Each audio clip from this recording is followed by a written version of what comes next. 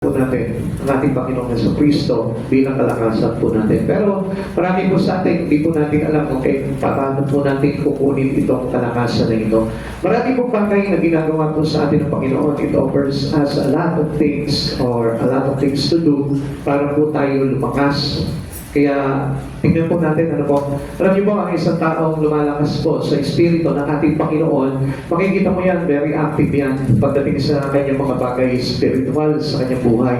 At minsan napapansin po namin sa ating po mga pastoran, nakikita po namin na kapag mahina po ang isang tupa o ang isang miyembro, nakikita po namin yan, nag-absent down po talaga yung Espiritu niyan at hindi po nagiging consistent yung kanilang mga ginagawa pagdating sa Panginoon. It is the sign of getting fainted in the Spirit. Nagiging mahina o para bagang nabubuhan at madaling mabuhan. Okay. Grace of all time. Ulitin po sa inyo yung kaninang binasa natin. Di ba ninyo alam, di ba ninyo talos na itong si Yahweh, ang walang hanggang Diyos, siya ang lumikha ng buong daigdig, hindi siya napapagod sa isipan niya yung walang nakakataro. Ang mahihina at napapagal ay pinapalakas, kahit kabataan ay napapagod at ang lubog paypay. Ngunit ang nagtitiwala kay Yahweh ay may panibagong sigla. Ang lakas nila ay matutulas sa walang pagod na bakbak ng agila. Sila ay tatakbuhan at tatakbo, ngunit hindi may hihina, lalakad na lalakad, ngunit hindi mapapagod. Yan po yung napakagandang offer ng Lord sa buhay po natin. Kasi, He don't wanted to see His children to getting weak. Ayaw po ng Lord po yun, na nakikita po tayo nangihina. Ang gusto po ng Panginoon po sa atin, yung lagi po tayong malakas. And you can see us by God, by being active in the presence of Him. Yung tayo po palagi ay talagang aktibo po sa lahat ng mga pagiging ginagawaan po natin. Halimbawa, nakikinig ka ng salita ng Diyos. Makikita ko that you have an active spirit na makinig po talaga nito. And you enjoy a lot of things in Him. Okay. God is always up to that occasion. Nandiyan po palagi ang Panginoon. Ano po? Kaya na po, kumisan, di natin pinapansin ng Panginoon, hingi tayo ng tulong sa Panginoon. Please God, help me. Please God, do pray for me. Pero, nandiyan lamang po yung Diyos na handa matulungan. Kaya lang, ikaw mismo yung ini-ignore mo yun. At hindi natin napapansin, hindi natin napapakinggan kung ano po ba yung bagay na binibigay na solusyon sa atin ng Panginoon because we are very too weak. Napakahina ng Espiritu natin. Kaya kahit nangungusap na sa atin ng Panginoon, hindi pa rin po natin mapakinggan. Kaya nga mga kapatid sa Panginoon, dapat po na tayo po ay aware po palagi tayo in spirit. Palakasin natin yung espiritu natin. Even though konti lamang po yung alam natin pagdating o pangunawa natin pagdating sa mga bagay sa Panginoon, still kailangan we're up into the Spirit of God. Lagi po tayo kailangan nandun. He is never tired or without a plan for the day. Tanda po natin, bawat Kristiyano po, lagi po nandiyan ang Panginoon, hindi napapagod sa iyong Panginoon. Amen. Kaya lang tayo po yung kuminsan pagod na pagod palagi eh. Kahit na kuminsan, paminsan-minsan lang po tayo na lumalapit sa Panginoon, pero ang bilis natin papagod. Tandaan po natin, ang Diyos po, hindi po nawawala ng plano po yan sa buhay ng bawat isa natin. He had a plan for you. Amen. Sa oras dito, may plano ang Diyos sa buhay mo kung bakit nandito pa. Bukas, may plano ulit ang Diyos sa iyo. Sa isang araw, may plano ulit sa iyo ang Panginoon. Sa next week, may plano sa iyo ang Panginoon. Hindi po nawawala ng plano ang Diyos sa buhay po ng tao. Kaya nga lang po, kuminsan nga po, sarado po tayo pagdating sa mga bagay sa spiritual, kaya hindi po natin makita yon. We are always looking and focusing or fixing our eyes into the things that we need here about our flesh. Doon naman po tayo nakatingin eh, kaya hindi po natin nakikita yung magagandang plano ng Diyos sa atin sa araw-araw. He is always available to the weak and weary. Katulad po ngayon, halimbawa may problema ka, medyo pinanghihinaan ka, medyo napapagod ka. Ang Diyos, nandiyan lamang po yan. Handa po siya na magbigay ng kalakasan sa iyo o solusyon sa bawat problema po natin. Nasa atin na lamang po yun kung tayo po talaga yung magiging aware po doon o tayo po ba'y titingin sa ibang bagay at hindi sa Panginoon. One good news, sabi nga po dito, na napaka-inam po na pakinggan po talaga ng Diyos po talaga ay lagi po mayroong magandang balita po sa atin. When we're at the end of our strength, God is available. Diba? Minsan sinasabi na natin, parang bibitaw na ako Come on, hindi ka pa pwedeng bumitaw kasi nandiyan naman ang Diyos eh. Minsan, parang sinasabi natin, suko na ako, ayun na yata. Huwag kang susuko dahil nandiyan ang Diyos. You must open your spiritual eye to see a great things in God. Para makita mo yung bagay ngayon. Kasi kung minsan pinopromosan natin, yung nagpapahina sa atin, which is our problem, our trouble, our trials, our things that bothered us most. Yun po yung kung minsan tinitignan natin sa buhay po natin. Pero nami-mislook po natin o parang na-upload po natin ang Panginoon sa buhay po natin na laging nandyan lang sa tabi natin. Alam niyo, sa oras nito, kahit sabihin mo na parang hindi mo nararamdaman ng Panginoon, ang Diyos nandyan katabi mo yan. Kaya lang, we just open our spiritual eye, our senses, para na sa ganun, maramdaman po natin siya, o kaya naman makita po natin siya very clearly. When we think there's no hope, God offers encouragement. Sa pagkakataon na parang wala ng pag-asa, ang Diyos nagbibigay po ng rin sa atin ng encouragement, pinapalakas pa rin po tayo. Amen. On the darkest day, God makes a way. Na makikita po natin, meron pa rin pong liwanag na matatanaw po tayo. Bibigyan pa rin po tayo ng pamamaraan ng Panginoon para tayo po ay makarating sa liwanag ng ating Panginoong Jesucristo. Kaya lang kuminsan, di ba? Lagi tayong salungan po kasi sa gusto mangyari ng Panginoon eh. Binibigyan ka ng lakas, pero pinapagod mo yung sarili mo. Instead na to regain another strength for the day, pero anong ginagawa natin? Parang we consume it. Ito are wrong things. Ganun po kasi tayo eh. Kung minsan yung lakas po natin, alam na natin nangihina na tayo, konti na lamang po yung lakas natin, i-consume pa po natin. Ito ang nonsense thing. At hindi pa po natin gamitin yung natitira po natin lakas sa ating Panginoon. Kapag tayo po yung nangihina, ang Diyos po gumagawa po talaga ng paraan po yan para palakasin po muli tayo. Kaya lang, ang problema lang po talaga, hindi po ang Diyos eh. Ang Diyos is always up to our occasion. Lagi po nandiyan ang Panginoon sa atin, kahit nasa kawalan, kung meron ka man, o nasa kasaganaan ka man, ang Diyos lagi po natin kasama yan. Hindi po bumibitiw ang Panginoon sa buhay natin. Kadalasan lamang po, tayo po mismo, hindi po natin naiintindihan na ang Diyos kailanman hindi tayo binitiwan yan.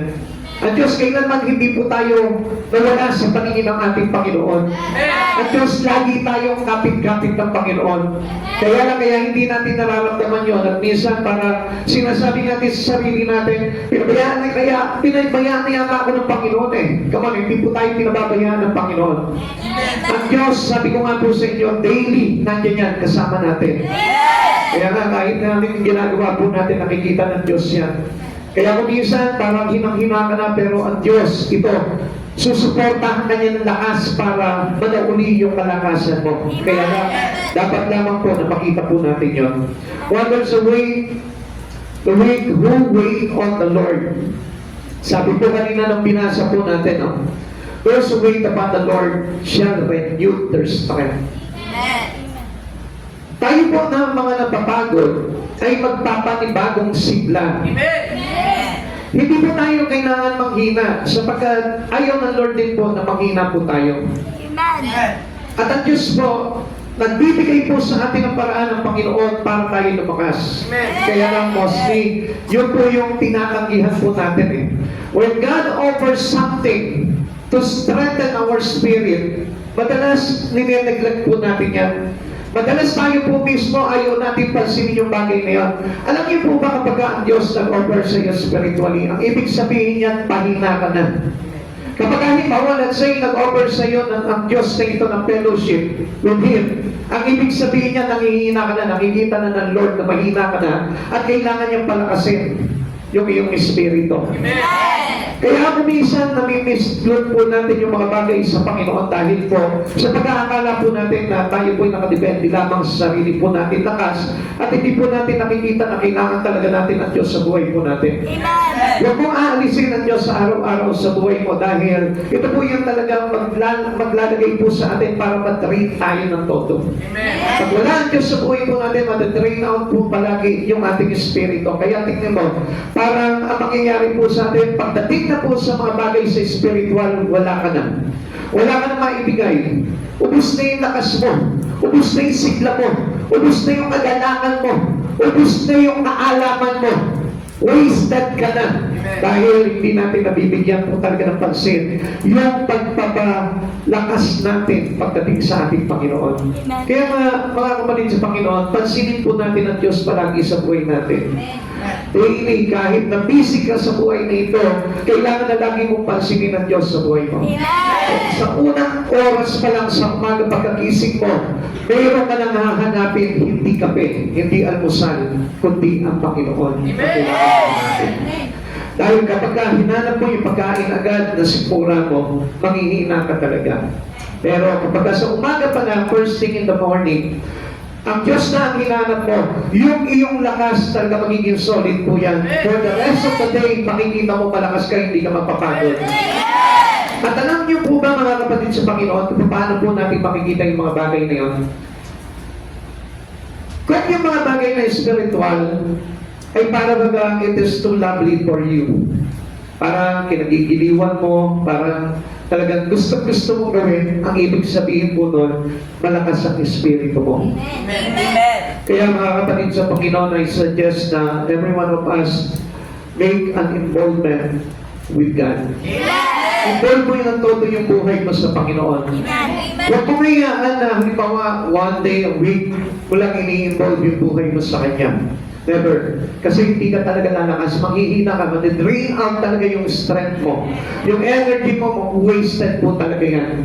Kaya kailangan po natin ang Diyos sa buhay po natin because He is the one who give us strength. Ano sabi sa atin ng Philippians chapter 4 verse 39, can do all things, lahat ng bagay ay magagawa ko. Saan? Sa papaano? Sa lakas na kaloob sa akin ng Panginoon. Kasi hindi lang natin napapansin yun kasi akala po natin, kaya natin lahat eh.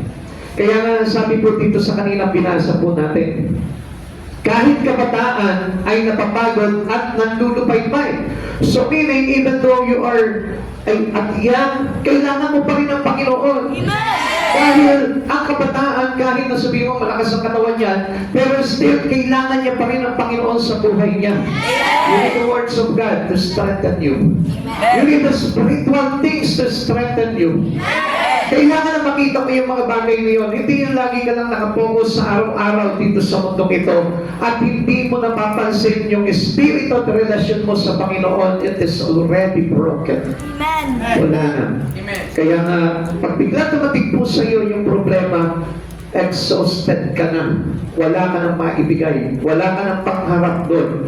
Wala ka nang pangtapat doon dahil wala ka ng lakas. Dahil wala si Kristo sa buhay mo. Do not spend too much on this word. Do not spend too much, a lot of your energy using to the things about this word. Huwag mo sayangin lamang doon sa mga bagay na yun. Ang kailangan po natin, maritingin po palagi natin yung energy, yung strength po natin, the power of the Spirit of God inside our heart. Kailangan lagi po nandun po yan. Wonders away, the weak who wait on the Lord. Lagi po tayo naghahanap sa Panginoon. We're just looking forward na ang Diyos lagi natin maging kasama sa buhay po natin. Now, ang tanong po dito ganito eh. Ano ang dulot ng paghihintay kay Yahweh? Ano ang dulot ng lagi po naka-involve ang buhay mo kay Yahweh?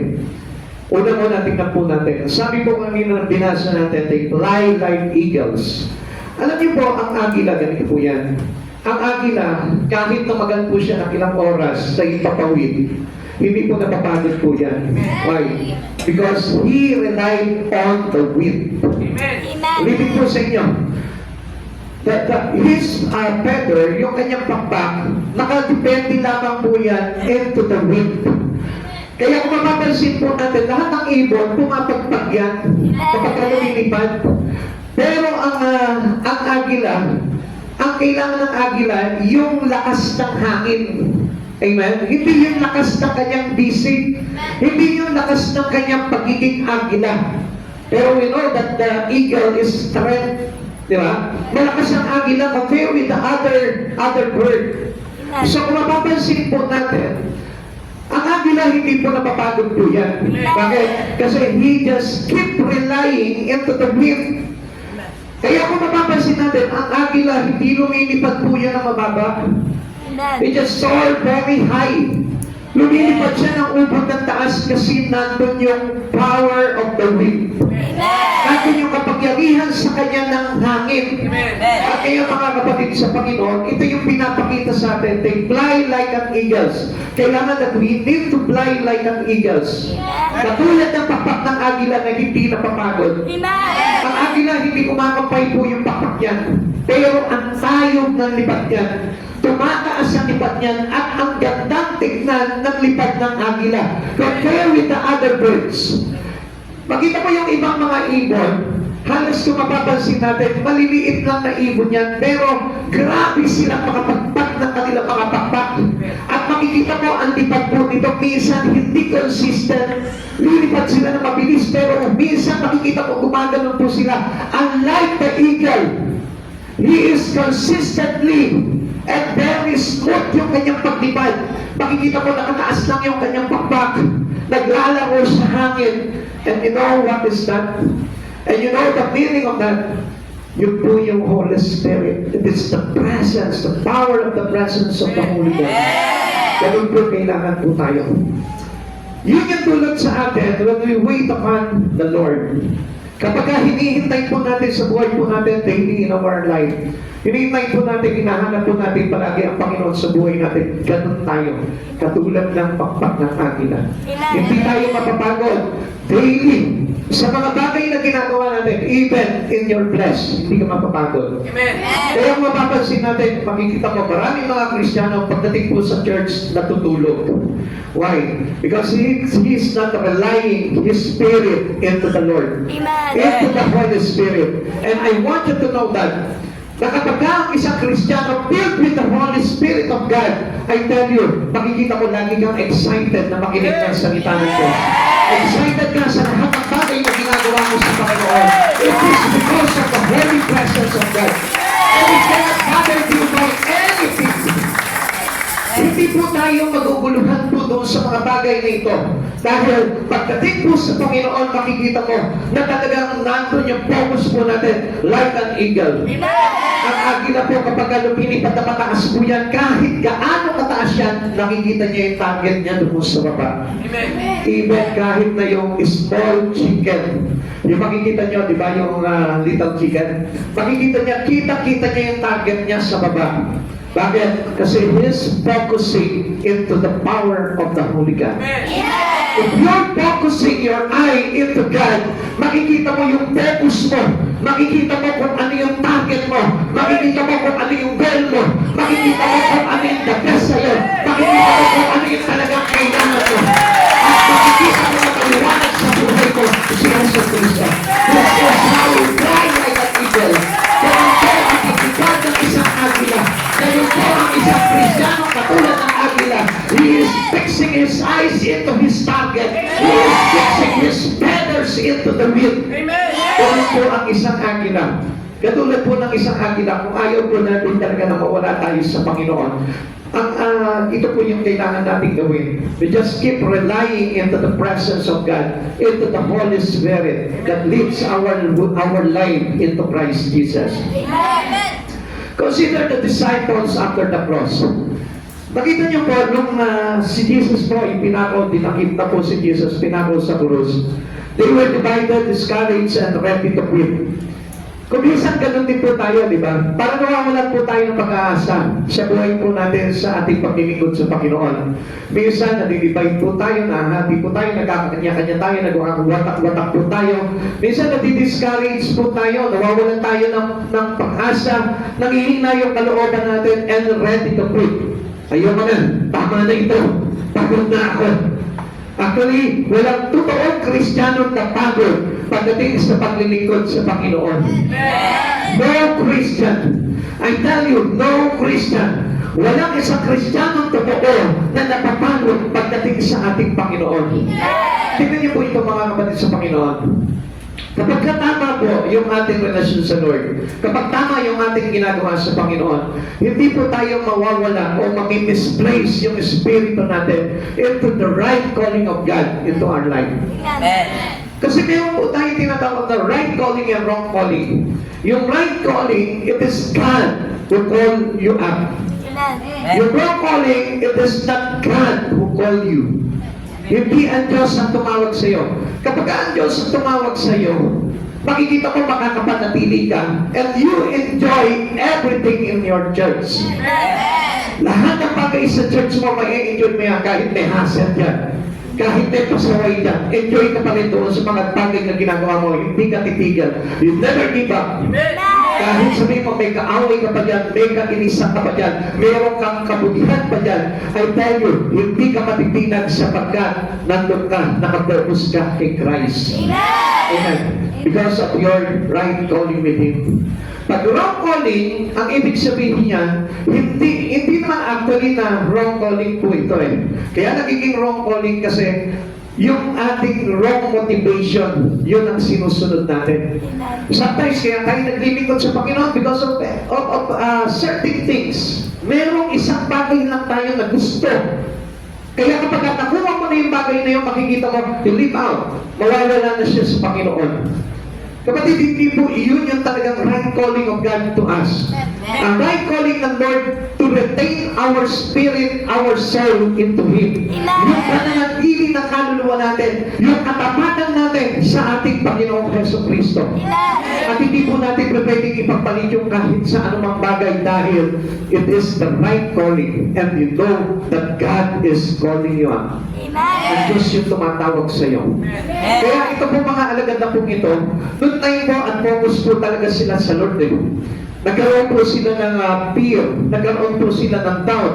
May mga panahon na yun na pinako na po si Jesus sa krus. At kaya po sila naglayuan at iniwanan po nila, inabandon po nila si Jesus. Pero soon, ano nangyari po dito? They were soon to be commissioned to reach the word. Sabi ko nga po sa inyo, God is always up to our occasion. Amen! Nandun siya palagi. Itong oras na ito, yung feel mo parang hirap na hirap ka na, ano po? Nag-struggle na yung spirit mo. The good news is, nandiyan ang Lord katabi mo. Yung parang papitaw ka na talaga eh. Yung willing to give up ka na, nandiyan ang Lord. At alam niyo po ba, pwede pa po tayo makabawi. Pwede pa po tayo makarecover. Kung pakikinggan mo lamang yung nais ng Lord na maganap sa buhay po natin. Katulad po nito mga alagad po na ito. Soon to be commissioned to reach the word. Nagamit po mightily talaga yung buhay po nila to win soul. Kaya nga sabi ko nga po sa inyo, winning soul give us strength. Amen! Yung pag-aakay ng kaluluwa, yung pagliligtas ng kaluluwa, nakapagbibigay po sa atin ng kalakasan yan. Alam niyo po sa akin, by my experience, kapag ako'y talaga nanghihina, niyayaya ko talaga yung aking may bahay, yung aking anak, tsaka yung mga kasama ko dito, tara, mayo tayo. Tara, gawa tayo sa Panginoon. Kapag napipil ko na po na nanghihina ako at talagang exhausted na talaga yung spirit ko, nawawala na talaga yung presence ng Lord sa akin, ganun po yung nagiging solusyon ko. Niyayaya ko sila, tara mag-mission tayo sa ibang lugar, tara mag-hayo tayo, tara mag-akay tayo sa ganun, tara mag-reach out tayo ng mga tao sa iba't ibang lugar. Kasi it is my way. It is the way that given to me by God para lumakas yung espiritu ko ulit. And I praise God. Salamat sa Panginoon because He has always made a way for me. Para bumalik yung aming kalakasan. And I thank you, Lord. Huwag niyo po papabayaan po na hindi po tayo kumbaga parang katulad ng agila na talagang lumipad ayon sa hangin. Amen? Kasi kapag halimbawa, sinarili na lang po natin yung sarili natin habang nanghihina na yung espiritu natin, matutuluyan po talaga tayong bumagsak. Kaya tingnan niyo po yung nangyari po dito sa mga alagad. Natakbuhan po sila, natakot po sila natin, iwanan nila lahat si Jesus. Pero, ano po nangyari doon? They were soon to be commissioned to reach the word. Inatasan pa rin po sila ng Panginoon pagkatapos po ng lahat ng iyon, nakapagbalik sila sa Panginoon. The resurrections renewed their strength. Yung pagkabuhay po ni Jesus, tingnan niyo po yan ha. Those who wait upon the Lord shall renew their strength. Kailanman hindi ka talaga maghihina. Kailanman talagang hindi talaga mapapagod. Ano nangyari po dito sa mga alagad? They fearlessly proclaim the gospel. Kaya nakita niyo po, nagkaklasa po sila lahat. Nagtakbuhan po sila nung si Jesus po ay namatay. Nung naipako sa krus. Pero doon sa pagkabuhay ni Jesus, Jesus, nabuhay, na-renew yung kanilang kalakasan. Kaya, fearlessly, they proclaim the good news. Ganun din po tayo, kapag na tayo po ay nabuhay na magmuli kay Jesucristo, hindi ka papayag na hindi mo maipahayag yung mabuting balita tungkol sa kaligtasan. And I was winning soul. Yun po yung pagliligtas. Hindi po kayo ups and down, tapos we claim that we are true Christian. You're not true Christian. Pag ups and down po, yung ating pagsamba sa Panginoon, we're not true Christian. Alam niyo, imagine kanina, no? Noong kanina sinasabi po ni Sister Martina, kaya hindi na umating yung kanyang biyana dahil natisod po sa preaching dahil sa utang. Alam niyo po, if she has a true calling with God, aalalayan ng Panginoon yun. Ako kasi naniniwala ako eh. Kahit na yung mga sabihin natin na if I deliver the spearhead of words of God dito sa oras na ito, talaga naniniwala po ako na ang Diyos po talaga ang sasalo sa kanya doon at hindi po matitisod yan.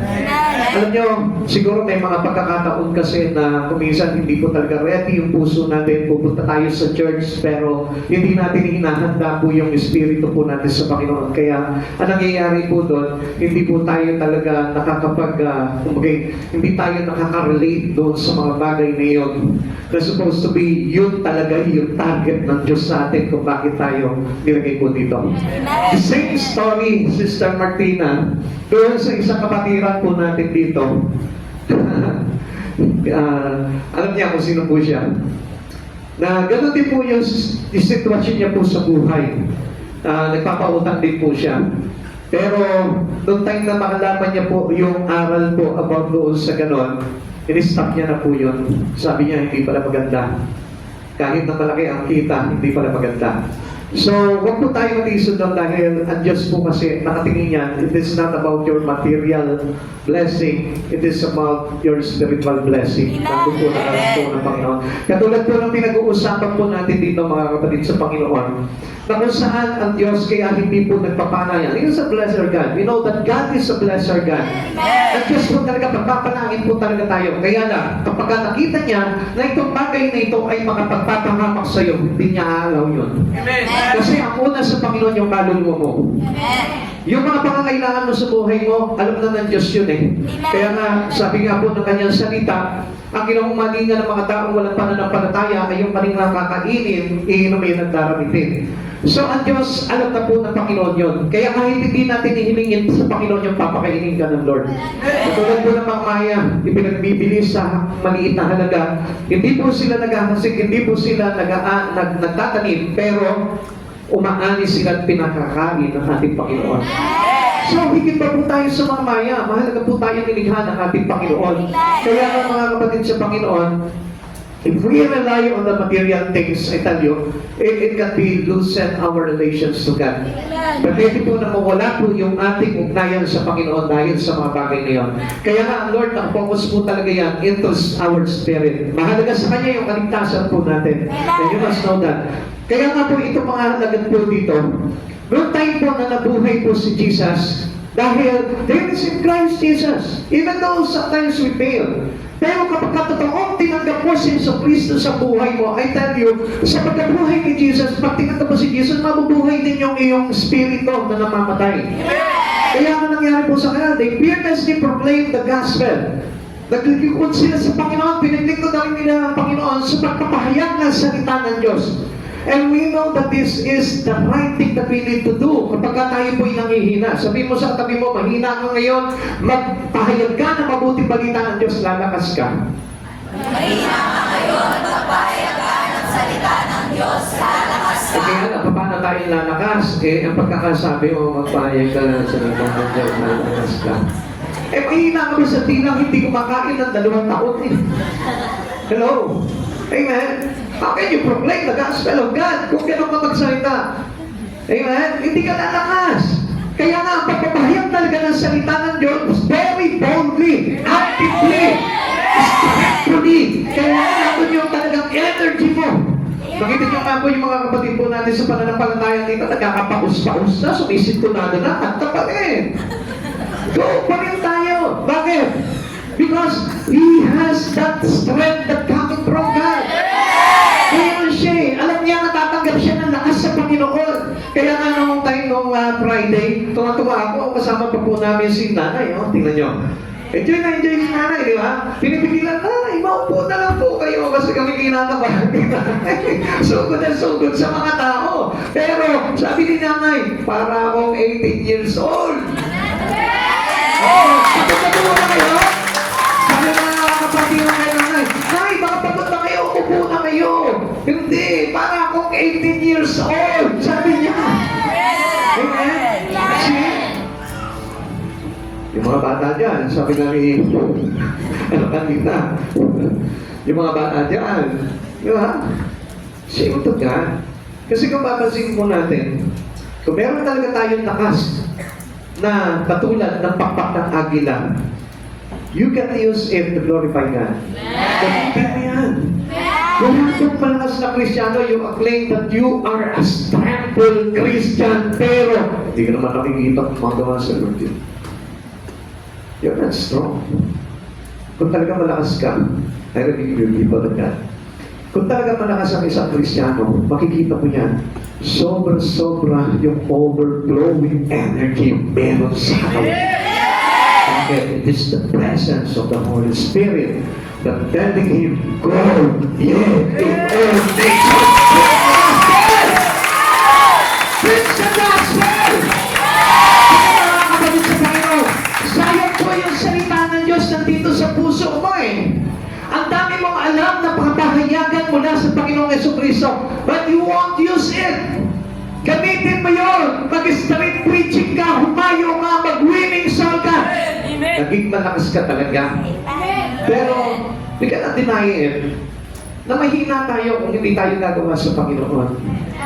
Lalo na kapag tayo po yung naghihintay talaga sa Panginoon. Yung strength, sabi nga, those who wait upon the Lord shall renew their strength. Hindi mauubusan na lakas sa Panginoon. Mananauli palagi yan kapag sinabi mo, Lord, pagod na ako. And then the strength coming through the Holy Spirit of God. Kaya ano nangyari po dito sa mga alagad? 3,000 were converted on the day of the Pentecost. Dumating yung Holy Spirit sa kanilang buhay. 3,000 agad na naligtas. At sa second mass evangelization po, ito mga apostol ni Cristo na ito, itong mga alagad na ito, 5,000 people convert into Christ Jesus. Now, you see that? Kung minsan tayo sa pamilya po natin, iisa na lamang po yung anak natin, hindi pa natin madala sa Panginoon. Come on, people of God, you shall renew your strength. Kailangan mangbalik yung lakas kay Jesucristo galing para na sa ganon, yung mga tao na sa paligid po natin magkaroon ng impact, magkaroon po ng kaligtasan para po sa ating Panginoon. Ibig sabihin po, hindi ka paano natin sila maliligtas if we are weak and fainted. Hello?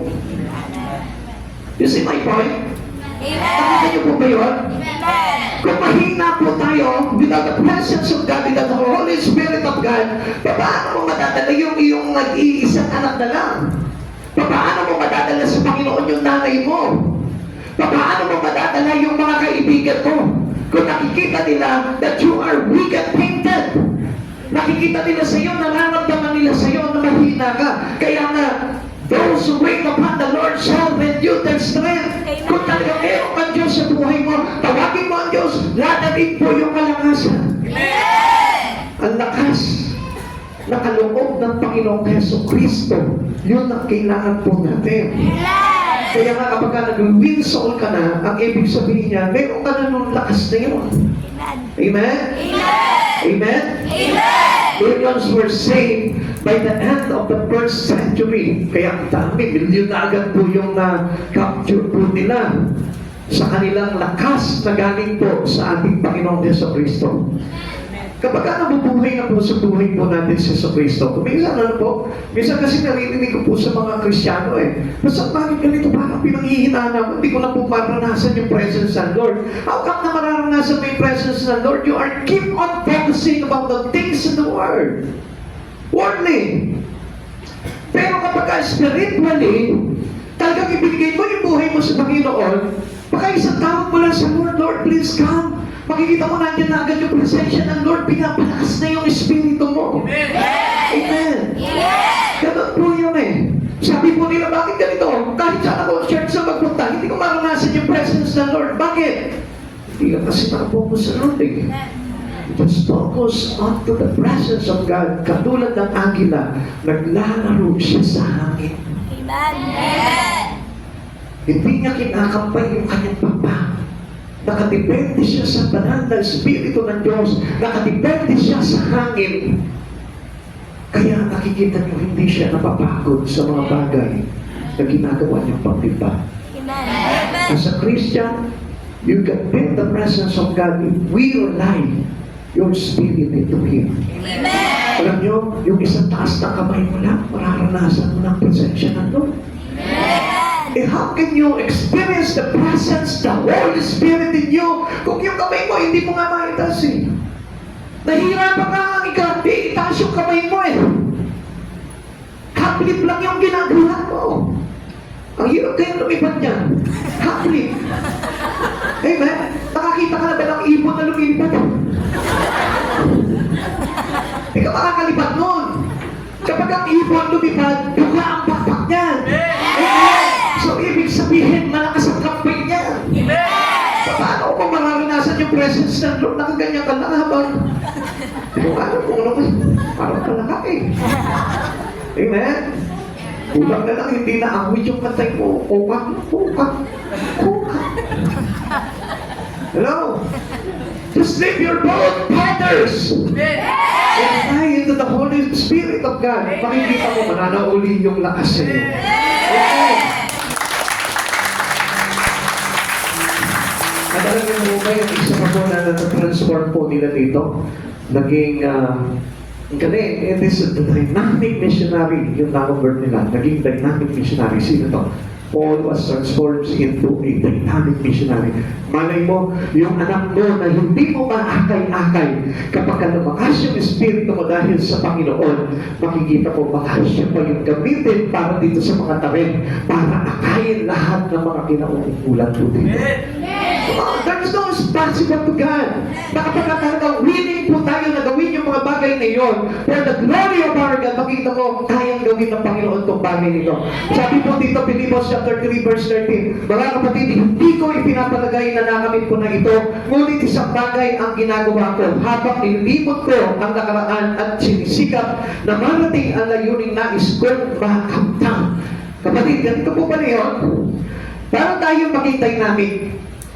As a dynamic Christian, huwag na po dynamic missionary katulad po ni Pablo. Dynamic Christian na lamang po. Para maging dynamic po pala tayo, kailangan limutin po yung mga bagay from the past in your life. Amen. Limutin mo ngayon, lahat ng mga kasalanan na nagawa mo, lahat ng mga kalukuhan, lahat ng hindi magagandang bagay na nagawa mo sa buhay mo, limutin mo. Just focus into the holy things in God. Amen. Amen? Amen. Doon po tayo madaling lumalakas. Doon tayo nagiging dynamically pagdating po sa paglilingkod natin sa ating Panginoon. Si Pablo po, na mabuhay sa kanya si Kristo, wala na po siyang inintang pagod sa kanyang katawan.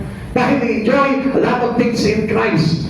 Lahat ng mga bagay na pinagawa sa kanya ng Panginoon, hindi siya natakot. Hindi niya natakot na harapin yung mga gentil, yung mga pagano, yung mga taong wala kay Kristo. Hindi siya natakot doon. Yung mga pag-uusig, lahat ng bagay po na yun, yung pagpipinando, yung pagpupugpog, hindi na po natakot si Pablo doon. Bakit? Dynamically.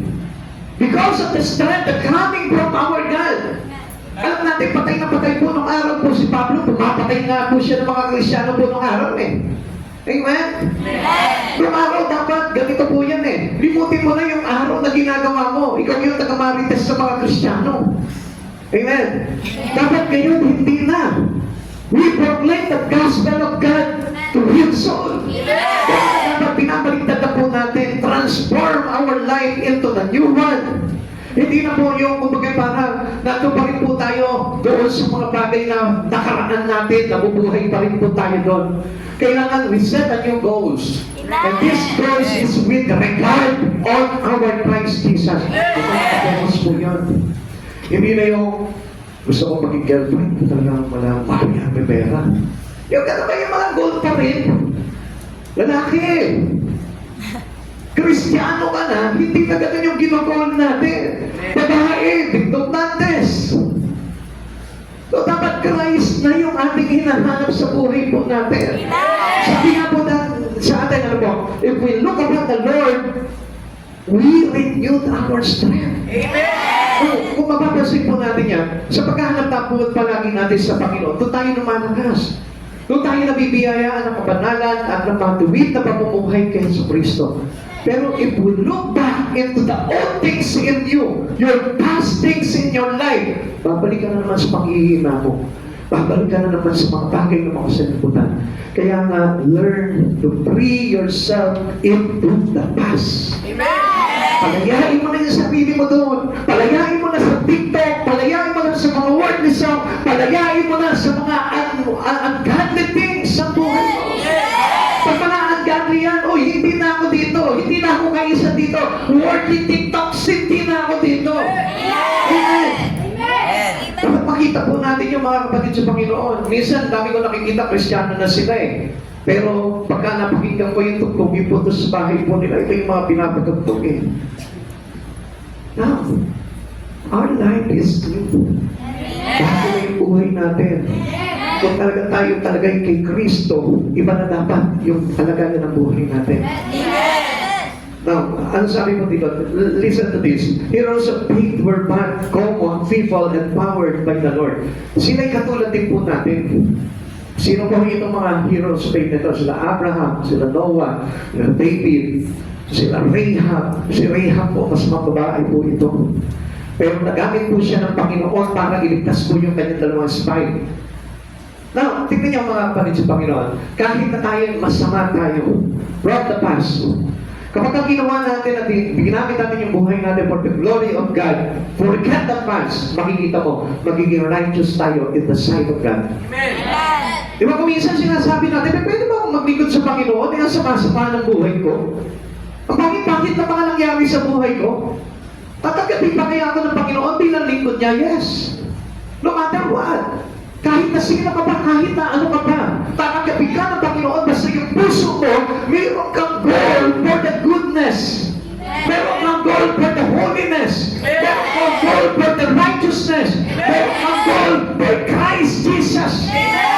Kailangan po natin, kapatid sa Panginoon, hindi lang yung goal na magmaman ka, hindi lang yung goal na mag-promote ka, hindi lang yung goal na mag-top ka. Kailangan, our goal today is to improve our relations to God. Para sa ganun, makaabot tayo sa hangganan ng ating mga minimiti.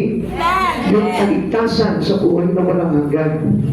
Ikalawa, ano po yung magiging resulta po sa atin ito ng pag-hintay natin sa Panginoon? They run and don't get weary. Kahit tumakbo ka na tumakbo, meaning kahit na ang buhay mo ay gamitin mo ng gamitin para sa Panginoon, hindi ka mapapagod. Ito na paghihintay po natin sa Panginoon. Hindi tayo panghihinaan kahit na po tayo patuloy na tumatakbo pagdating sa mga bagay sa ating Panginoon. Lord, compare the Christian's life to a race. Para po ito takbuhan, para po ito kapag parang paligsahan na kung saan hindi tayo pwedeng tumigil. At the midst of our race, kailangan we continually run. Amen. Not to run, but to run well. Kailangan pag-usahin mo, pag ginamit mo yung takbuhan mo, huwag kang hihinto, huwag kang mapapagod. Bawal ang mapagod pagdating sa Panginoon. Bawal ang mapagod pagdating po sa paglilingkod sa Lord. Kapag napapagod ka na, call upon the name of the Lord and you will be saved. Call upon the name of the Lord and you will be energizing.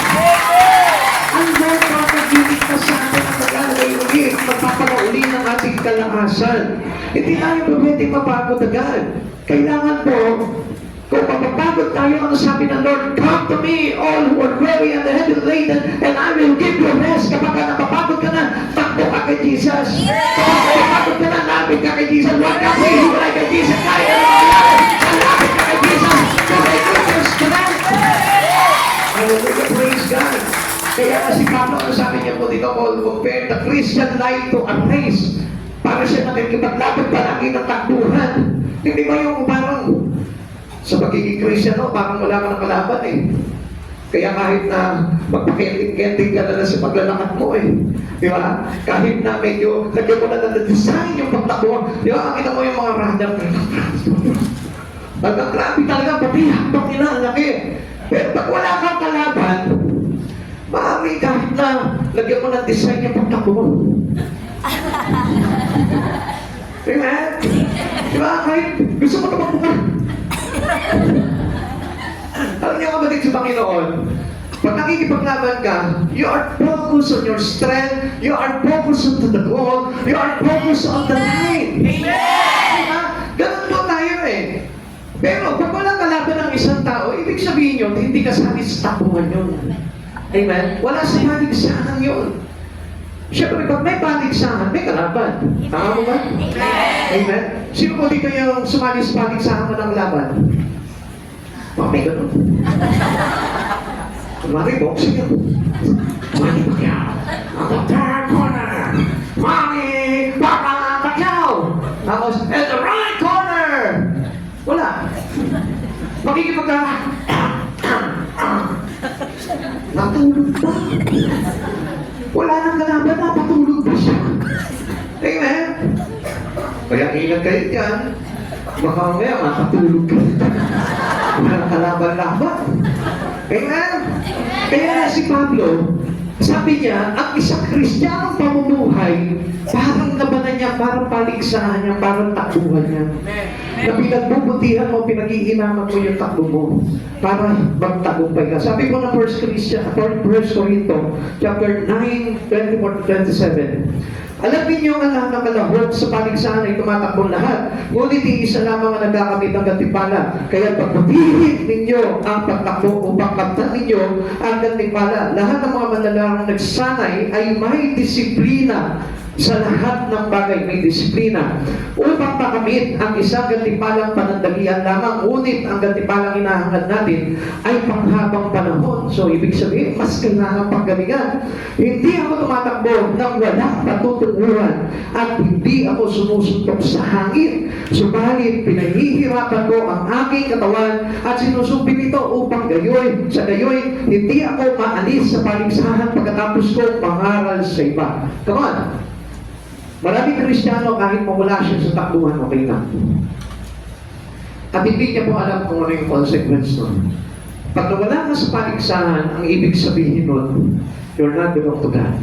Hindi ka na sa Panginoon. Nandun ka na sa kapangamakan po nun. Kaya nga, ang isang Kristiyano, kailangan po yan, he must retain his strength to run well. Amen. Kailangan pinananatili mo yung lakas mo. Merong mga estratehiya yan. Merong mga disiplina yan. Merong training yan na ginagawa bago sumali sa paligsahan. Nagpapalakas sila ng katawan. Nag-e-ensayo sila. Nagpa-practice silang tumakbo ng malayo. Para na sa ganun. Hindi basta-basta maubusan sila ng stamina.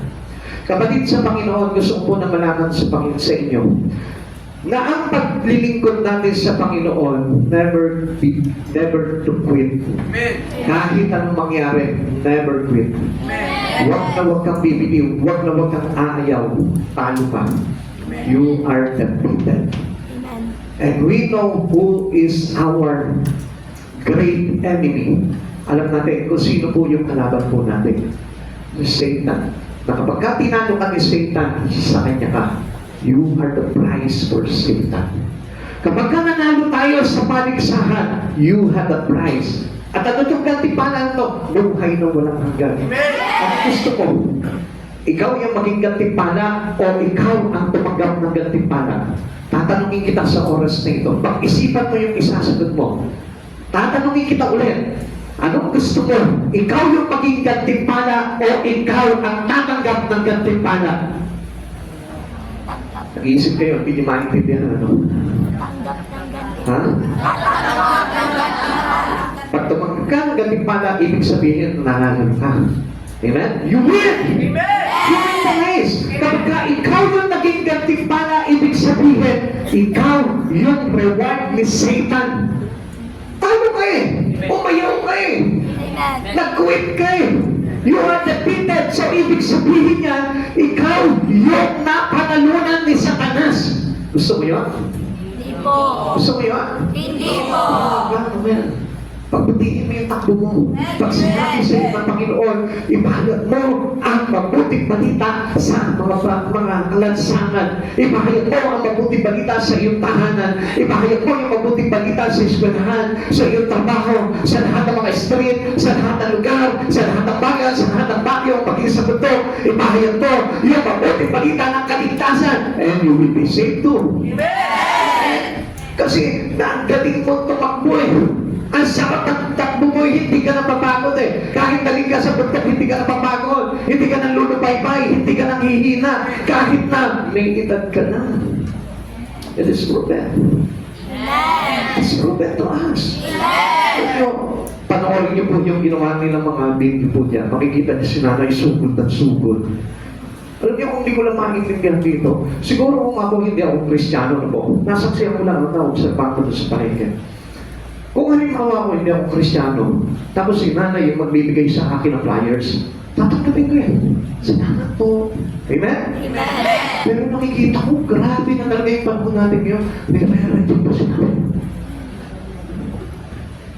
Gagawin mo pa bang i-reject yung katulad ni nanay? Come on. Silipin niyo si nanay. Para makita niyo. Siguro kung ako baka i-reject niyo ba eh. Pero ito po yung isang bagay na hindi matanggap ng Espiritu ko. Si nanay, halos nahihirapan na ako ngayon, lumaban. Sasagutan sa mga tao mag-aabot ng fire. I-reject pa. And I know that Christ reject. Si Jesus yung na-reject nila at hindi si nanay.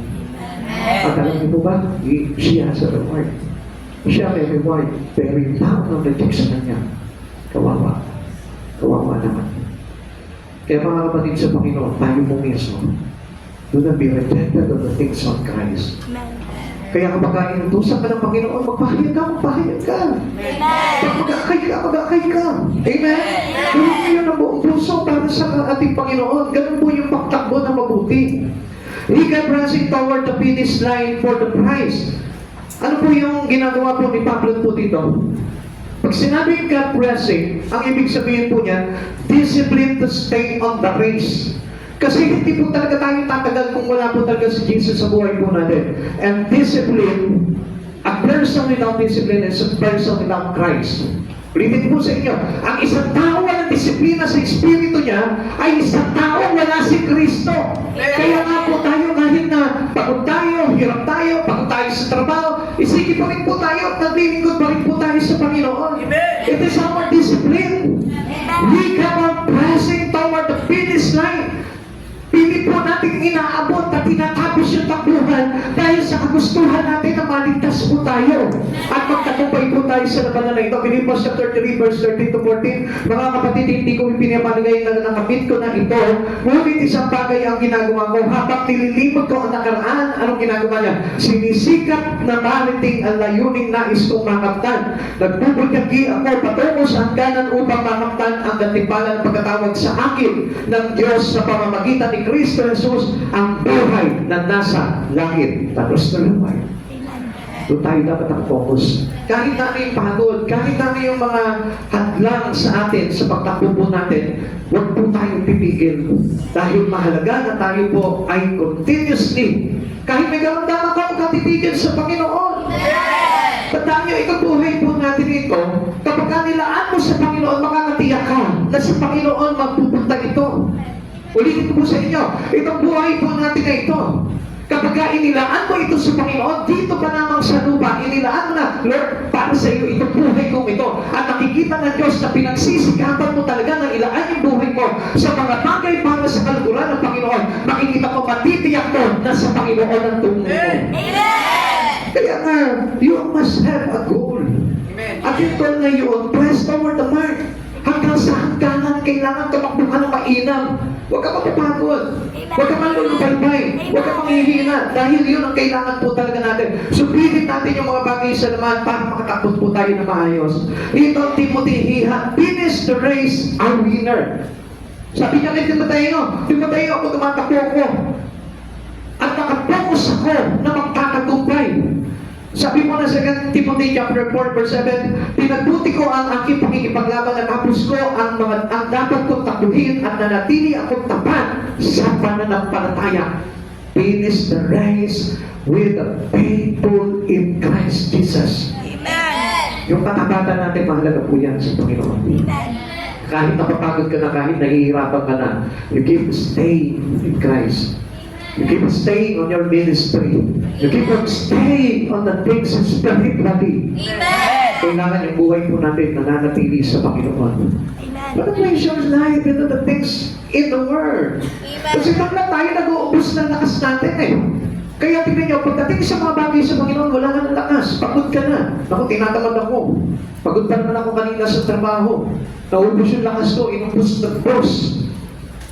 Kapatid, maglaan ka para sa Panginoon. Amen. Kaya nga kailangan may masigla po palagi tayo eh. Amen? Amen?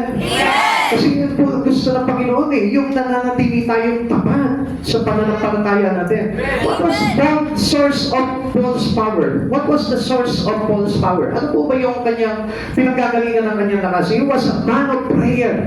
Wala siya tigil din nananalangin. He kept waiting on the Lord for the strength.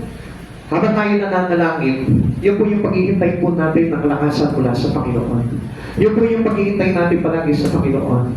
Those who call upon the name of the Lord will be saved. Amen. Those who wait on the Lord shall renew their strength. Amen. Yung dalawang bagay na po yun. Pag tumatawag ka palagi sa Panginoon, lalakas ka. At kapag nananatili yung lakas mo, tumawag ka sa Panginoon, maliligtas ka. The Lord kept renewing His strength for His many tasks. Na kahit ang dami pong task na ginagawa po nito si Pablo, hindi po siya napagod. Amen. Ikaw, tatanungin kita sa oras na ito. Ilan taong Kristiyano ka na? Ilan task na yung nagawa mo sa Panginoon? Si Paul, halos hindi na mabilang yung kanyang mga ginawa. Ang daming ginawa ni Pablo. Ang dami niyang task, ang dami niyang mission, ang dami niyang mga ginawa na mga bagay para sa karaalan ng Panginoon. Kaya nga, naging dynamic missionary po ito si Pablo.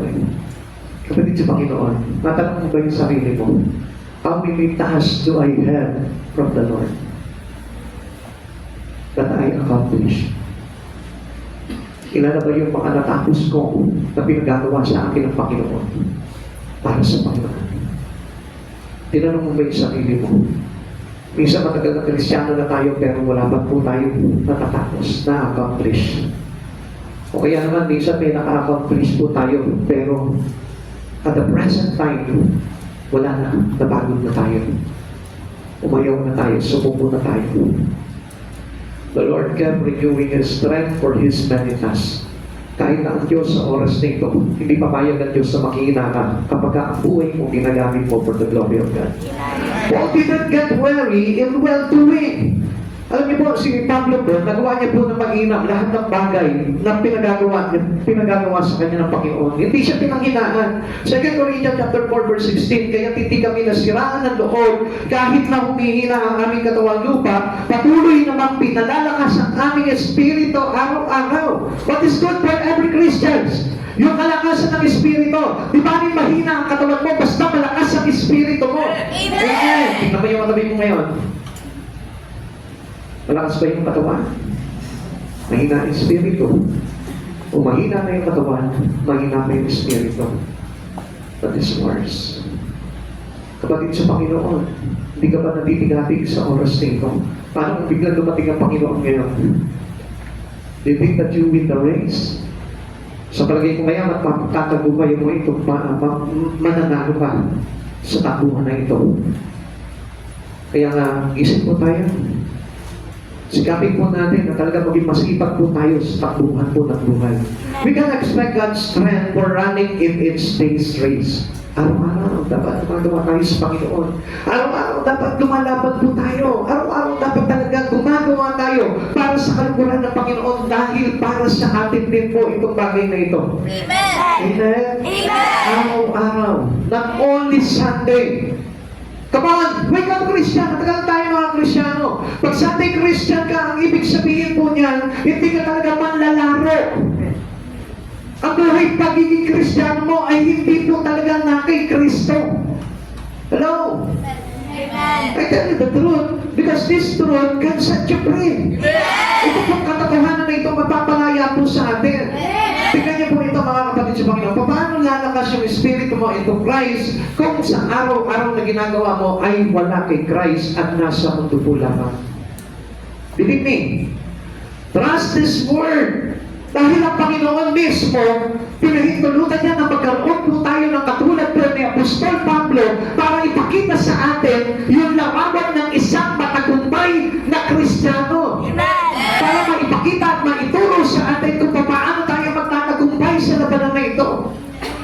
Isin sana kung hindi ganun, ano po? Hindi po sana ipinakilala sa atin ng Panginoon itong mga alagad niya.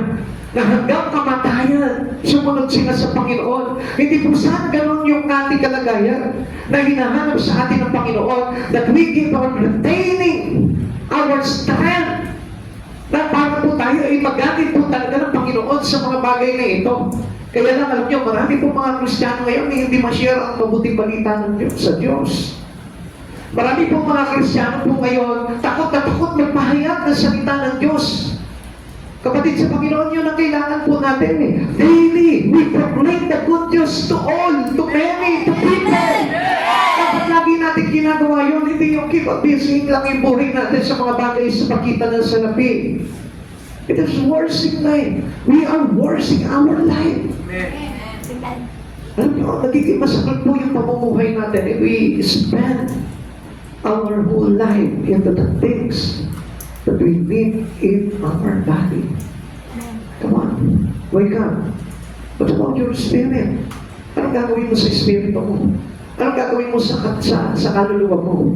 Na pagdating na araw, pag umarap ka sa Panginoon, hahatulan tayo ng kamatayan. Napakasakit po, no? Dahil alam natin tayo ngayon sa oras na ito, may magagawa po tayo para sa Panginoon. Amen. And last, number 3, ano po yung dulot na paghihintay po natin kay Yahweh? They fly like an eagles. Number 2, they run and don't get weary. And number 3, they walk and don't faint. Minsan lumalakad na lang tayo, pero parang napapagod pa tayo. Lakad na lang ang ginagawa natin, pagod pa tayo. Doon yun sa akin, pumasok lamang po ito. Nung sinabi ko na they walk and don't faint. Minsan kasi sa buhay po natin Kristiyano, napakasimple na lamang po ng ginagawa natin paglilingkod sa Panginoon. Napapagod pa tayo. Compare with the apostle. Compare with the past prophet of God. Compare with them. Walking na lang tayo. Hindi na tayo namilipad. Hindi na tayo tumatakbo. So, meaning, wala na pong sakripisyo. Ang paglalakad is commonly that we do daily in our life. Araw-araw ginagawa natin, naglalakad po tayo. Kung isa na, hindi na rin tayo naglalakad ngayon eh. Lagi na lang mayroon tayong transportation. Pero ang ibig sabihin nito in the Spirit, simple things or simple tasks in God, hindi pa natin magawa na maayos. Napapagod pa tayo. Not every day is filled with excitement and adventure. Some days are flying days, some days are running days, some days just all walking like Jesus walked. Na ibig sabihin nun, dapat po yung nagiging namumuhay na tayo ng matuwid. It is a simple. Napakadali lang po ito. Kung bagay parang linilisin mo lang yung mga ginagawa mo, yung isipan mo, ganun lamang po yun without any hindrances. Without any persecution. Wala na pong pag-uusig, wala na pagbabatong, wala na pong pagkulong, wala na pong pagbubugbog, wala na pagpapapakos sa krus. It is a simple walk. Amen. Yung magsisimba na lang po tayo, hindi pa po natin magawa ng maayos. And that's the meaning of it. Yung mag-church ka na lang, hindi mo pa maibigay. Yung mag-worship ka na lang, hindi pa nga maitaas yung kamay. Hindi pa makasabay. Nahihiya pa. Come on. Naintindihan niyo po yung ibig ko po sabihin? Amen. Pero nandiyan pa po ba tayo? Amen. Yun po yung gusto ipaalam sa atin ng Panginoon eh. Alam niyo, siguro mga kapatid sa Panginoon, pag kinarapan pa po tayo ng mighty words to God, baka mas lalo po tayong matalas. Dahil Dahil alam po natin, magbubugis tayo ng buhay, makukulong tayo para kay Kristo, papatuhin tayo, bubugin tayo sa mga lansangan. Paano kung gano'n ang kalagayan po natin? It is a simple way to serve God. Napakasimple na lang po. We go to plaza, with the company of the street preacher. Ganun lang. Ganun na lang kasimple tayo. Yung mag-preach ka na nga sa plaza, sa palengke, simple walking lang po yun.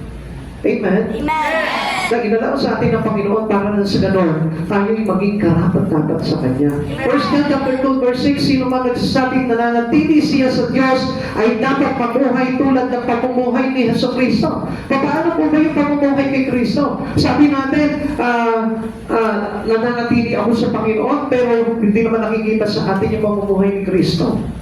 Kaya nga yung mga bagay na yun, it offers to us by God to retain our strength para manatili po yung lakas. Amen. Amen? Amen. And it is the grace of God. Sabi nga po natin, yung grace of Lord is all time. Lagi po nandiyan po sa atin yan. In every occasion, nandiyan po sa atin yung grace ng Lord. At alam niyo po ba kung ano yung grace ng Lord yun? Yung binibigyan ka ng task ng Panginoon kahit na simple task, gawin mo lang na maayos. Yung sumama ka sa Bible study, yung sumama ka sa pag-aabot ng flyers, yung sumama ka sa street preaching, yung sumama ka sa pag-aakay, simple task ka. Para ma-retain mo yung kalakasan. Alam niyo, manghihina po tayo kapag halimbawa Sunday lang. Manghihina po talaga tayo. Now, doon sa mga beginner, okay lamang po yan. Wala po tayong issue dyan. Pero kapag tumatagal ka ng Kristyano, syempre, mag-exhaust na yung iyong strength spiritually, kaya kailangan mo nagbuwa ka pagdating sa Panginoon. Amen? Amen. Amen? Amen. Tingnan niyo po yung sabi po dito sa 1 John chapter 2, verse 6. Means the true believers, those who claim to live in Christ, must also live in the manner that reflects Jesus' example through their actions sa kanilang mga ginagawa, character, sa kanilang mga katauhan o sa kanilang pag-ugali, and obedience to God. So, nasan po yung buhay natin doon? Kailangan ito po yung nakikita po sa atin. And what it is emphasizes to us into our faith. It emphasizes that faith is not just a statement of belief. Hindi lang ang pagpapahayag po yan na tayo rin mananampalataya. But a lifestyle that demonstrates Christ's love, compassion, and humility in practical daily living. Ano po ito? Yung ba tayo po mismo yung parang kapakinabangan mo yung ating kababaang loob sa harapan ng ating Panginoon. Kasi alam niyo po ba kapag hindi tayo gumagawa sa Panginoon, it is not humility. It is not humbleness to God. Dahil tayo po, inatasa tayo, nabuhay po tayo, tinanong tayo ng Panginoon para maglingkod lahat sa Kanya. It is the same thing kung makikita po natin, yung ginawa ni Jesus, inanay niya yung kanyang buhay, pinaglingkuran niya tayo, hinubad niya yung kanyang pagkadyos, naging alipin siya para tayo maligtas. Kaya, ito po yung pagpapakita po nung tinatawag na humility in practical. Amen? Yung pakinabang tayo for the glory of God. Amen? Ganun po yung kailangan natin para makita na tayo namumuhay kay Kristo. Living as Jesus did is the evidence that one truly abides in Him. Yun talagang nananatili sa Panginoon. Yun talagang sumusunod sa Panginoon. Yun yung kailangan eh. Amen? Yung meron po tayong pakikiramay sa kapwa po natin mananampalataya. Yung meron tayong pakikiramay sa mga tao naglilingkod sa Panginoon. Yung mga may pakikiramay po talaga tayo na makiisa sa mga task na ibinagkaloob ng church na ito ng ating Panginoon. Walking days are important too. Napakahalaga po nito, yung ating paglakad po. Here, especially, it is important to walk right. Yung tamang lakad. Yung tamang paglakad po natin sa buhay na ito. At ano yung tamang paglakad nito? Yung nakabase kay Jesucristo na. Hindi nakabase sa mundo, nakabase kay Jesucristo. Malaki po yung pagkakaiba nun. Yung lumalakad ka sa mundo na ito, at ang ginagawa mo yung mga bagay pa rin sa mundo, hindi po yun yung paglakad na tama. Ang paglakad na tama po talaga, yung nasa lead ng Panginoon na pamumuhay natin dito sa mundo nito.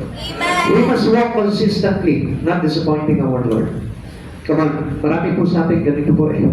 Kung minsan, yung ating paglakad consistently sa Panginoon, baliwala eh.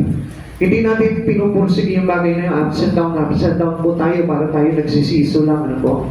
Pero ang kailangan po talaga sa atin sa Panginoon, yung hindi disappointed ang Lord sa ating mga pamumuhay. Amen. Yung hindi disappointed yung Lord sa ating paglilingkod. Yung pagsamba namin, hindi nadidisappoint ang Panginoon. Yung nandiyan ka ngayon, tuwa-tuwa ang Lord. Amen. Nalulugod ang Panginoon. Hindi nakikita na parang latat-lata ka na, pagod ka na, hirap ka na, inip ka na, pagal ka na. Yung walang interest. Amen. It is disappointing the Lord. Amen. Amen. Hallelujah.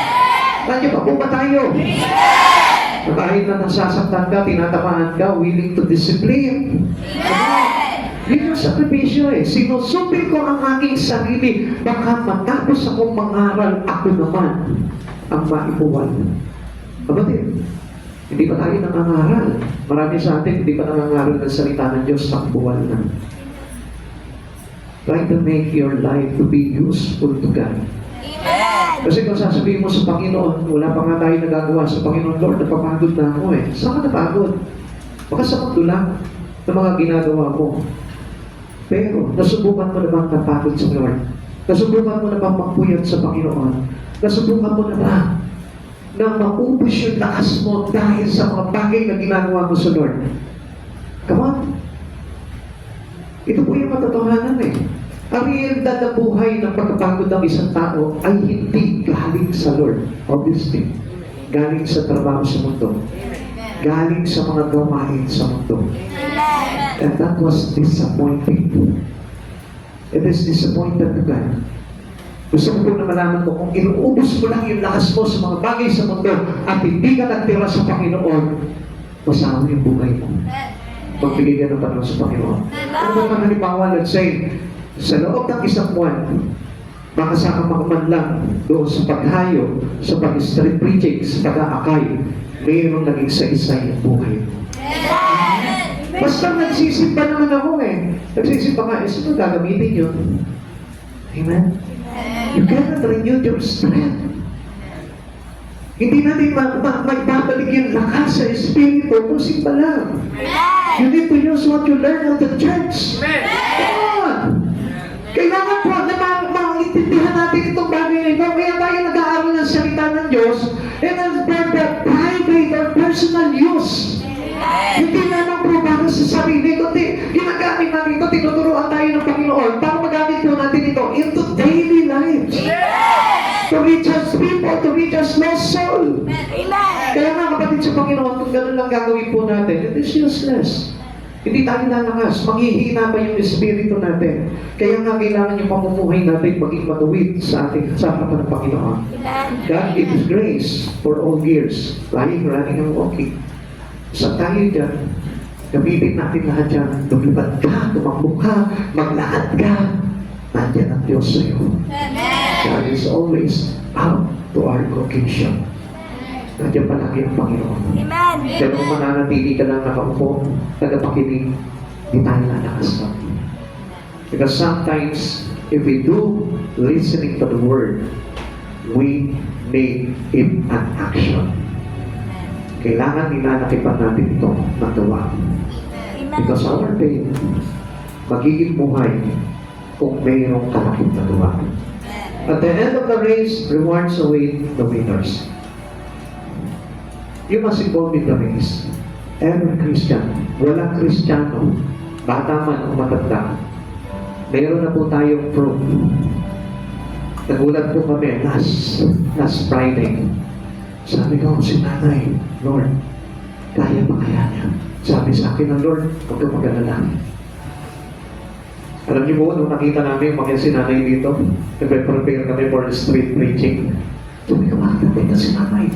Alam mo ba, street preaching, pagdala mo ng tubig, pagdala mo ng upuan, pinaalalayan ko po talaga sa kanila. Kailangan kayo magbabantay dyan. Alam niyo, nagulat ako. Natapos niya lahat ng gawain namin doon. Sa palengke, sa plaza, yung prayer pa sa plaza, tinapos ni nanay. Sabi ko, pag-uwi namin, kumusta si nanay? Parang wala lang, pastor. Nagkakatbeng papunta dito. Oh, Christian! Where are the true Christian? Where? Where are the two Christian? Asan yung mga malalakas na Kristiyano? Asan yung mga marami ng anak na Kristiyano? Asan na yung mga malalalim na Kristiyano? Where is Christ? Place in you. Saan na ilagay si Kristo? Pagka sa puso mo na ilagay si Kristo, I tell you, kahit may karamdaman ka pa, kahit nanghina ka na, kahit nalulubaybay ka na, papanig ka sa church, ipapagamit mo ang buhay mo for the glory of God. That was the spirit of a true Christian in Christ. Amen. Amen? Kaya sa oras na ito, pagamit mo na yung buhay mo. Napakaikli na lamang ang panahon. At alam po natin lahat na sa pagbabalik ng Panginoon, kailangan maratnan po tayong may ginagawa. Kailangan maratnan tayong kisip. Kailangan maratnan tayong masipag. Kailangan nagsisikat tayo. Kapatid, hindi kawalan ang paglingkuran ng Panginoon sa buhay natin. Kundi karagdagan pa ito. Hindi mo ba alam na magkakamit ka ng gantimpalan sa buhay na walang hanggan? Kapatid sa Panginoon, open mo yung Spirit of God. Kung nangihina ka ngayon, wala na kasi ka ng Diyos. Kung pagkagamit mo ang buhay mo sa Panginoon, pero kung hindi, baka panginaan ka lang. At baka yung mga bagay-bagay sa buhay mo, hindi maging inspirasyon sa buhay mo dahil the only things that inspire a person is Christ Jesus. Si Jesus. Tayo lahat magsitayo sa Panginoon. Let us pray to God na magamit ng Diyos sa buhay po natin. Let us pray to God that He must equip every one of us here. Alam niyo, panalangin ko sa Panginoon na ang buong Jacob family ay magpagamit talaga sa Panginoon. Not only to attend service, but what we learn in here, magamit po natin para sa karangalan ng Panginoon. Magamit natin yung ating lakas. Magamit natin yung ating buhay. Magamit natin yung ating karunungan. Magamit natin whatever talents we have in our life. Use it mightily to glorify God. Kung nananalaman mo, sinabi ko ng Biblia, ang buhay po natin ay tibos sa napakalaking halaga. Ang buhay natin ay hindi na sa atin, kundi kay Kristo na. At magagamit natin itong buhay na ito just to glorify Him, just to glorify the name of Christ Jesus. For what decide right now to use your life to Jesus. Decide ka sa oras na ito, have a goal in Christ Jesus. Nagkaroon ka manibigil sa Panginoon. Kung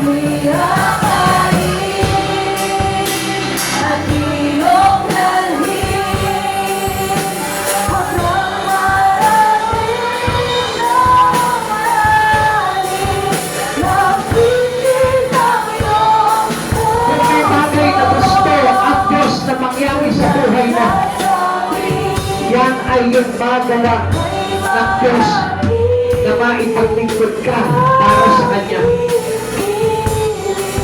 Na ang buhay mo ay magamit para sa kagalakihan ng Diyos.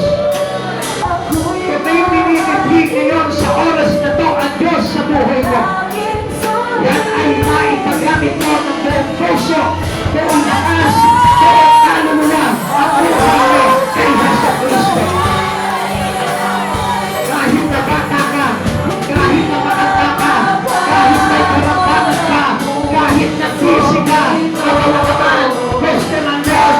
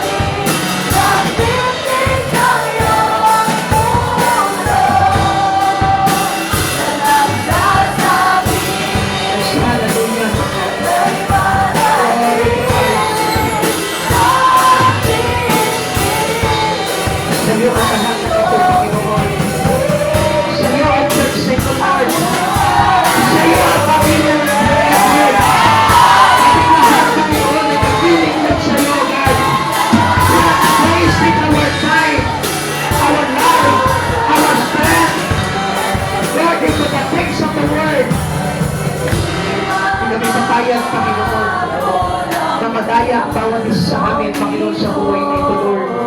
Na magamit lamang, Panginoon, ang buhay namin personally, Lord. Na magamit lamang ang buhay namin, Panginoon, sa pagpapayaman. Na magamit lamang ang buhay namin, Panginoon, sa aming mga pangarap lamang. Panginoon, sisikapin namin sa tulong mo, Panginoon Jesus, na magamit ang buhay namin, Lord, para sa pagpaparangal sa iyo. Na magamit ang buhay namin sa pagliligtas ng mga karaniwan. Na magamit ang buhay namin, Panginoon, upang maitaas namin ang dakila mong pangalan sa mundong ito, God. Lord, we pray for that spirit of God in you. Lagyan mo kami ng espiritu na yan, O God. Kung sarado man ang puso ng iyong mga anak, Lord, buksan mo po ito, Lord. Allow me to do it, O God. Inaalaw namin, Panginoon, na ikaw ang gumawa nito sa buhay ng aming mga kapatid na ito, God. Buksan mo ang bawat puso, buksan mo ang bawat espiritu, Lord. Pakatuloy ka sa kanilang buhay, O God. Upang ikaw ang Diyos na makapaghari sa kanila ngayon at magpakailanman. Ama namin Diyos, patuloy po kami nagpapasalamat sa kabutihan mo. Sapagkat sa kabila, Panginoon, ng aming kahinaan, nandiyan ka palagi, Panginoon, ang biyaya mo ay laging sagana para sa amin sa bawat isa. Panginoon, maraming salamat po, Panginoon, dahil sa kabila ng aming kahinaan, pinalalakas mo kami. Yes, Lord. Sa kabila, Panginoon, ng mga pagsubok, ilulutas mo ito para sa amin, O God. Yes, Lord. Panginoon, ang plano mo po pala, kaya mo kami tinawag, Panginoon, ay para maging kaisa sa mga plano mo, Panginoon, sa liputan ito. Maraming salamat po, Panginoong Jesus, dahil ginawa mo kaming parte ng mga plano mo, O God. At napakabuting bagay ito para sa amin, Lord, upang magkaroon ng saysay ang buhay ng bawat isa sa amin, O God.